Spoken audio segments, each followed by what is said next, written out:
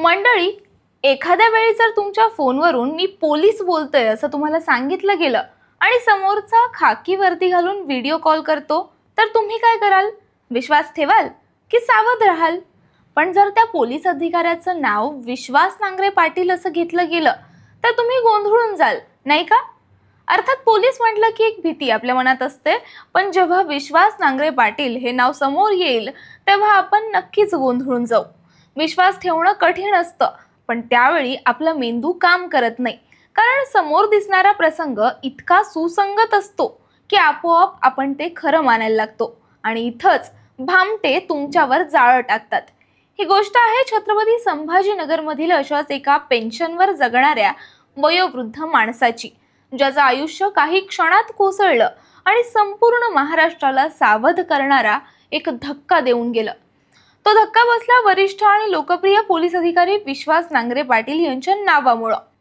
एक नव्हे, दोन नव्हे, तब्बल 78,60,000 रुपयांचा धक्का. हे सगळं तुमच्या आमच्या सोबतही होऊ शकतं. त्यामुळे झाल्यावरचा धक्का अनुभवण्यापेक्षा हा धक्का जास्त सावध ठरू शकतो. म्हणूनच नेमकं घडलंय काय हे जाणून घेण्यासाठी व्हिडिओ शेवटपर्यंत बघा. नमस्कार, मी सृष्टी आणि आपण पाहताय त्याचं काय महाराष्ट्र.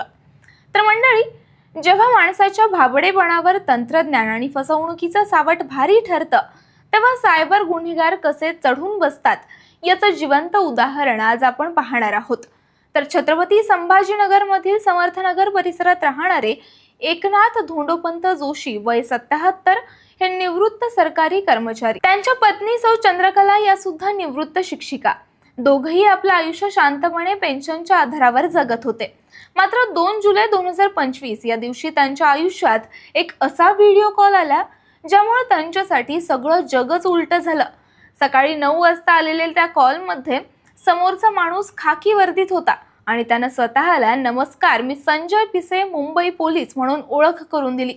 त्यानं अतिशय गंभीर स्वरात सांगितलं की तुमच्या पत्नीच्या आधार कार्डाचा वापर करून एक सिम कार्ड खरेदी करण्यात आलेलं आहे आणि त्यावर आधारित एक खातं कॅनरा बँकेत उघडण्यात आलंय. या खात्यातून तब्बल 2 कोटी रुपयांची मनी लॉन्ड्रिंग झाल्याची माहिती समोर आली आहे. त्यात राष्ट्रीय तपास संस्थेनं म्हणजेच NIA अब्दुल सलाम नावाच्या व्यक्तीला अटक केली असून तो PFI या संघटनेचा संस्थापक आहे, जी नावाजलेली धोकादायक दहशतवादी संघटना आहे. या अब्दुल सलामनं तुमच्याच नावावर 20 लाख रुपये वर्ग केलेत आणि म्हणूनच आता तुमच्यावर गुन्हा दाखल झालाय. त्यामुळे उद्या कुठल्याही क्षणी तुम्हाला अटक होऊ शकते. उद्या म्हणजेच 3 जुलै रोजी तुमचं अटकेचं वॉरंट निघणार, अशी एक प्रकारची धमकीच त्यांना देण्यात आली. अर्थात हे ऐकून कुणाचाही थरकाप उडणार. तरीही यावर धीर एकवटून एकनाथ जोशींनी लगेचच सांगितलं की साहेब, आम्ही कोणताही गुन्हा केलेला नाही. पण समोरचा मोबाईल धारक म्हणाला की तुम्हाला आता आमचे वरिष्ठ अधिकारी विश्वास नांगरे पाटील यांच्या संपर्कात यावं लागेल, तेच तुम्हाला या प्रकरणातून वाचवू शकतात. नांगरे पाटील यांचं नाव ऐकल्यावर जोशी अधिकच गोंधळले. पुढच्याच दिवशी सकाळी पुन्हा त्याच मोबाईलवरून व्हिडिओ कॉल आला. त्यात एक अनोळखी व्यक्ती, जो नांगरे पाटलांच्या AI चेहरा आडून खोटा विश्वास नांगरे पाटील बनला होता. तो म्हणतो, तुम्ही मराठी आहात, मी तुमची मदत करतो, पण तपासात पूर्ण सहकार्य केल्यासच तुम्ही वाचू शकता. नांगरे पाटील यांचं नाव ऐकल्यावर त्यांचा शब्द म्हटल्यावर धीर येणार, कारण त्यावेळी त्यांना दुसरा काही पर्याय सुचला नाही. यानंतर तपासाच्या 2 पातळ्यांची माहिती त्यांना दिली गेली. पहिल्या टप्प्यात त्यांची सर्व बँक खाती आणि FD तपासली जाणार होती आणि दुसऱ्या टप्प्यात त्यांच्या मालमत्तेची चौकशी होणार होती. त्यात जर काही गैरप्रकार आढळले तर संपत्ती सील केली जाईल आणि त्यांना तुरुंगवासही होऊ शकतो. हे प्रकरण राष्ट्रीय सुरक्षेचं असून हे सगळं करताना जर कोणी दुसऱ्या व्यक्तीला ही माहिती दिली तर 6 महिन्यांची कैद आणि 5 लाखांचा दंड अशी धमकी दिली गेली. जोशी आधीच घाबरलेले होते, त्यामुळे त्यांनी स्वतःच्या आणि पत्नीच्या सर्व FD मोडून त्या रकमा बँक खात्यावर जमा केल्या. त्याचे स्क्रीनशॉट घेतले आणि भामट्यांना पाठवले.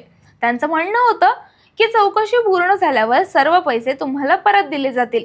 यावर विश्वास ठेवून जोशींनी 4 आणि 5 जुलै रोजी अनेक खात्यांवर पैसे ट्रान्सफर केले. प्रथम भाऊसाहेब मेहरे नामक व्यक्तीच्या बँक ऑफ महाराष्ट्र खात्यावर 29 लाख रुपये पाठवले. नंतर कृष्णा कुर्हे यांच्या खात्यावर 20 लाख रुपये ट्रान्सफर केले. पुढे आशिक नागफुसे या व्यक्तीच्या खात्यात 20 लाख रुपये टाकले गेले आणि अखेरीस मास्टर बादल मेश्राम यांच्या खात्यात 9,60,000 रुपये ट्रान्सफर करण्यात आले। अशा प्रकारे जोशी यांच्याकडून एकूण 78,60,000 रुपये सायबर भामट्यांनी वेगवेगळ्या खात्यांमध्ये उचलले। या संपूर्ण प्रक्रियेत ते कोणालाही काही बोलू शकले नाहीत, पण अखेर त्यांच्या पत्नीनं मोठा धीर दाखवला आणि संपूर्ण प्रकार आपल्या जावई डॉक्टर अनुराग पांगरीकर यांना सांगितला। त्यांनी लगेच लक्षात आणून दिलं की ही तर सरळ सरळ सायबर फसवणूक आहे। त्यानंतर तातडीने क्रांती चौक पोलीस ठाण्यात तक्रार दाखल करण्यात आली। पोलिसांनी या प्रकरणात 2 सायबर भामट्यांविरुद्ध गुन्हा दाखल केला असून तपास सध्या पोलीस निरीक्षक सुनील माने यांच्या मार्गदर्शनाखाली सुरू आहे। पण खरी धक्कादायक गोष्ट ही आहे की आता सायबर गुन्हेगार केवळ बँकेचे OTP चोरत नाहीत, तर ते आता तुमच्या डोळ्यात देखत खाकी वर्दीच्या मुखवट्या आडून विश्वासार्ह नावं वापरून तुमचं घर लुबाडतायत। विश्वास नांगरे पाटील हे नाव आज महाराष्ट्रासाठी एक विश्वासाचं प्रतीक आहे, पण जेव्हा तेच नाव एका फसवणुकीच्या कारस्थानात वापरलं जातं तेव्हा सामान्य माणूस काय करणार? जोशींच्या बाबतीत जे घडलं ते उद्या तुमच्या किंवा आपल्या कोणाच्याही बाबतीत घडू शकतं, कारण आता भामटे खोटं खातं उघडत नाहीत, ते थेट खोटा विश्वास उघडतात आणि आपल्याला जाळ्यात ओढतात। याआधी सुद्धा जून 2025 मध्ये नांगरे यांच्याच नावानं व्हिडिओ कॉल करून बीडमध्ये सेवानिवृत्त शिक्षिकेकडून 83 लाख रुपये उकळण्यात आले, तर रिलायन्स इंडस्ट्रीजच्या सेवानिवृत्त उच्च पदस्थ अधिकाऱ्याला शेअर्स विकायला लावून 60 कोटींचा गंडा घातला। तसंच कोल्हापूरच्या सेवानिवृत्त प्राध्यापिकेकडून नांगरे यांच्याच नावानं 3 कोटी रुपये उकळले। यापूर्वी ऑगस्ट 2024 मध्ये याच पद्धतीनं ज्येष्ठ महिलेकडून 23 लाख रुपये उकळण्यात आले होते। त्यामुळे सावध राहा, सजग राहा आणि कुणीही व्हिडिओ कॉलवरून खाकी वर्दीत काही सांगत असेल किंवा अन्य कुठल्याही प्रकारे तुम्हाला पैशांची मागणी करत असेल तर तपासल्याशिवाय कोणतीच माहिती शेअर करू नका, कोणावरही विश्वास ठेवू नका। तुमच्यासोबतही असं काही घडलंय का?